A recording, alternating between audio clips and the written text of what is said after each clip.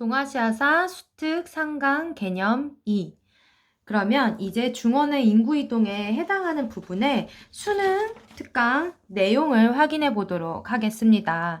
일단 우리가 5호의 이동과 한족의 이동을 같이 봤었는데요. 내용은 아까 다 이야기한 부분이고 5호의 이동과 한쪽의 이동 때문에 남북조 시대가 전개되었다라는 거. 그리고 이 지도를 보면요. 5개의 동그라미가 5호입니다. 아주 어지럽죠? 16개의 나라를 건국을 하다 보니까요. 그래서 우리가 들어봤던 전진, 이런 나라들, 전현, 이름이 나오기도 하는데요. 이렇게, 러양에서 건강, 난징, 지금의 난징으로 이주를 하게 됐다라는 거. 그리고 이 도표는 가로로 보는 게 훨씬 더 편하긴 한데 그래도 한번 보면서 다시 한번 짚어봅시다. 후한이 멸망하고 위촉오가 나오게 되죠. 여기 그 다음에 나오는 진이 사마시의 서진입니다. 이제 이 5호의 16국이 화북에 자리 잡으면서 서진이 동남쪽으로 난징에 자리 잡아서 만든 나라가 동진입니다. 그래서 이 5호 16국을 안정기로 갖고 온 나라가 5세기 439년 통합을 했던 북이죠. 그래서 이 북이가 서위와 동이 북주와 북제로 나눠지게 되고요. 북주를 계승한 수나라가 모두 다 통합을 하게 됩니다. 이 동진은 쭉 남조로 이어지게 되는데 송제, 양진입니다. 수나라가 통일한 게 6세기 말이고요. 이제 당나라로 이어지면 7세기부터 해당이 되는 겁니다. 옆 페이지로 넘어갈게요. 네, 중국을 쭉 이어서 볼 겁니다. 북이의 한화 정책. 북이가 통일한 때는 439년이기 때문에 북이 하면 5세기다라고 기억을 하면 되겠습니다.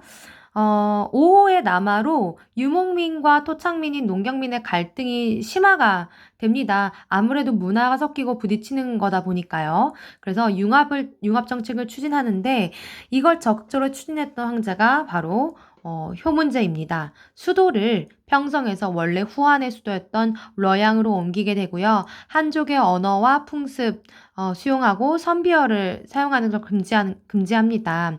한족의 성씨를 사용하고요. 탁발시에서 원시로 바꿨다는 얘기 아까 했죠. 그리고 한족과의 혼인을 장려합니다. 그래서 이 유목민족을 가리키는 말이 오랑캐라는 뜻을 담고 있는 호입니다. 한족의 한, 그래서 호한, 융합이 이루어지는 겁니다. 그리고 기존에 인구가 상대적으로 적었던 이런 강남 지역, 창장강 유역, 그 이남으로 한족이 이주를 하게 되면서 풍부한 노동력과 선진적인 토목 기술을 바탕으로 강남 지역이 개발되기 시작합니다. 강남의 농업 생산력 발전을 가져오게 됐다라는 것 또 함께 알아둡시다. 자, 자료 플러스를 봅시다. 하나 정책에 대한 자료는 너무너무 잘 나오지만 키워드가 분명한 편입니다. 효문제가 말하죠. 이제 북방의 언어 선비어를 금지하고 오로지 올바른 중원의 언어만 사용토록 한다. 이거를 관철시키기 위해서 어떤 정책을 썼는지 한번 보세요. 30살 이상인 사람은 습관이 굳어져서 갑자기 말을 바꾸기 어렵게 어쩔 수 없지만 조정에 있는 30살 이하의 사람은 예전처럼 말해서는 안 된다. 고의로 북방의 언어를 쓴다면 관직을 박탈할 것이다. 라고 아주 강력하게 이렇게 얘기를 하는데요. 아무래도 30살 이상은 조금 노화가 많이 진행이 됐다라고 보는 게 아닐까 싶기도 해요. 밑에 있는 설명도 같은 내용을 말을 하는 거고요. 요 그림을 한번 보세요. 쭉 선비족의 황제들입니다. 근데 결혼하는 왕비들은 한족의 여인들이 대단히 많이 섞여 있죠. 자, 이거 완자에도 나와 있는 그런 사료입니다. 자, 그럼 조금만 시선을 위로 올라가서 북위의 러양천도 사진 한번 볼게요. 자, 여기 보면 평성, 원래 선비족의 수도였던 평성 다퉁이 황허강보다 위에 있네요. 이 황허강 유역의 러양, 중국의 중심으로 이주를 하게 되는 겁니다. 자, 이제 나머지 한반도의 인구 이동과 일본 열도로의 인구 이동을 좀 볼 텐데요. 각 지역에서 집단들이 내려오면서 이제 새로운 정권이 형성된 걸 이야기를 하는 겁니다. 한반도의 인구 이동 초반 내용은 그다지 어렵지는 않아요. 자, 부여족으로부터 주몽 집단이 먼저 갈라져 내려오죠. 그래서 압록강 졸본 지역에 나라를 건국하게 되는 거고요. 고구려의 경우도 이 주몽의 아들들 가운데 지배층 내부의 갈등으로 고구려인 일부가 한강 유역으로 남하하게 됩니다. 온조와 비류를 이야기를 하죠. 그래서 한강 유역까지 내려오게 된다라는 거.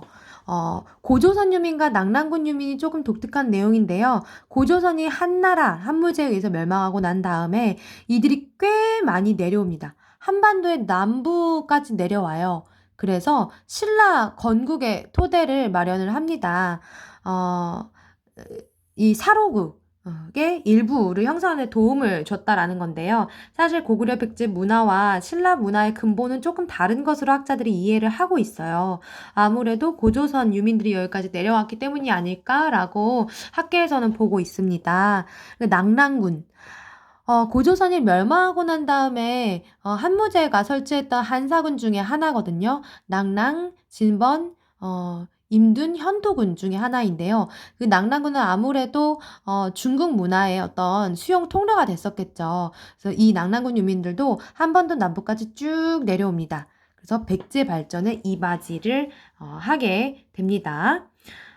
그러면 이 인구 이동이 일어나서 각지에 성립한 나라가 어떻게 발전하고 있는지 한번 봅시다. 수특에는 색이만 나와 있는데요. 어떤 한때 어떻게 다른 나라들과 관계 맺었는지도 기억하면 좋을 것 같습니다. 자, 고구려 4, 5세기. 5세기면 이미 전성기죠. 광개토 대왕 때입니다. 북위가 5세기 때 존재했었는데요. 동시대 나라죠. 신라에 침입한 외르격대하면서 명실상부하게 동아시아의 강국임을 자랑을 하고요. 5세기 장수왕 때는 평양으로 천도하는 남진 정책을 펼치고 한강 유역을 차지를 하게 됩니다. 중국의 남북조와 외교를 해요. 5세기면 위쪽에 북위가 있고 뭐 송나라, 제나라 이렇게 있었을 테인데 고구려 장수왕이 이걸 참 잘해요. 6, 7세기가 되면 이제 돌궐, 백제, 외와 함께 연결해서 수단과의 대결 구도를 갖게 됩니다. 이때 아까 이야기한 살수대첩, 안시성 싸움 다 일어나게 되는 겁니다. 자, 백제의 경우 4세기 전성기죠. 5, 16국 시대라고 할 수가 있어요. 근초고왕 때 전성기인데 고구려를 공격하는 등 패권 다툼을 하기도 하고 전통적으로 백제는 쭉 남조와 외와 친합니다. 위치상 남조와 가깝기도 하고요. 외와는 특별한 친연 관계가 있죠. 자, 신라 6세기 진흥왕 때 전성기입니다. 한강 유역을 차지하면서 중국과 직교역을 하게 되고요. 대가야를 마지막으로 가야를 병합을 하게 됩니다. 자, 그러면 일본 열도로의 인구 이동도 바로 볼게요. 이렇게 삼국이 항쟁하던 시기, 그리고 중국의 위진남북조 시대에 한반도나 중국, 특히 백제나 가야에서 온 인물들이 많은데요. 퍼센테이지가 건너온 이들을 도웨인이라고 합니다. 도레인하고 도웨인 둘 다 같이 이제 쓰이는 말인데 도웨인으로 통일이 되었습니다. 이 도웨인들은 4세기 야마토 정권이 성립하고 발전하는데 큰 영향을 주게 됩니다. 요 시기 4세기라는 거 야마토 정권 시작하는 시기 기억해 주시고요. 시성 제도나 전방 후원부는요. 이 각 지역에서 자리를 잡고 있던 호족들이 야마토 정권의 천황의 밑으로 흡수가 되는 과정을 보여준다라고 생각하면 됩니다.